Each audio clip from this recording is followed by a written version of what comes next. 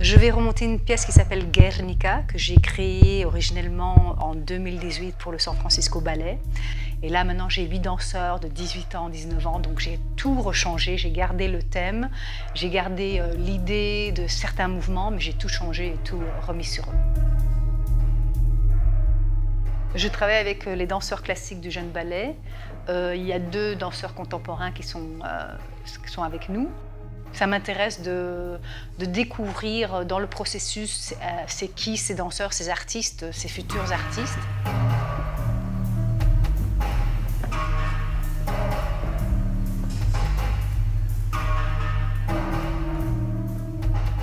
J'ai trouvé ça tellement beau de Picasso de choisir, de laisser tomber tout et de faire un tableau et d'utiliser son art pour dénoncer l'injustice.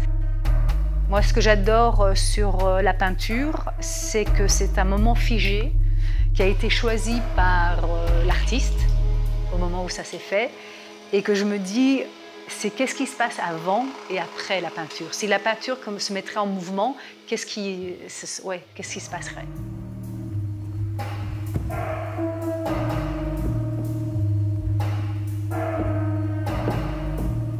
Dans le Guernica, il y a un cheval et un taureau.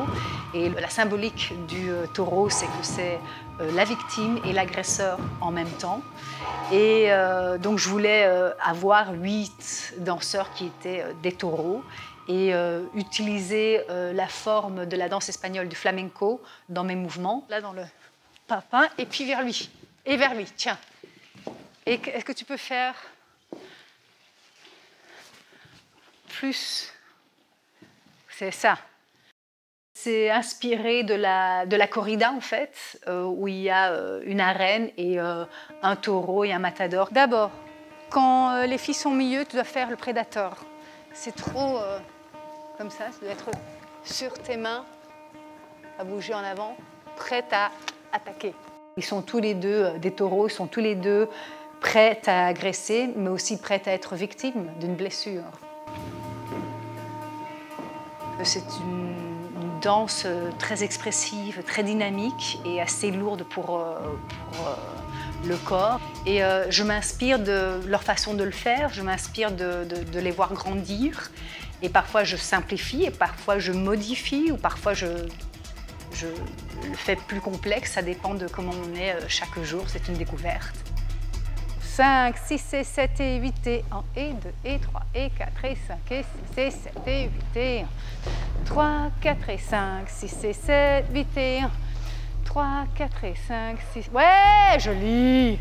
J'aimerais qu'ils découvrent ce qui se passe dans le monde et qu'ils dénoncent, qu'ils crient l'injustice qu'il y a dans le monde et qu'ils incorporent ces émotions qui se passent dans le monde dans leur danse. Et ça leur donnera du poids, je ne dirais pas du poids physique, mais du poids, une maturité, une sensualité, une force. Je suis en train de chercher comment le ressortir d'eux.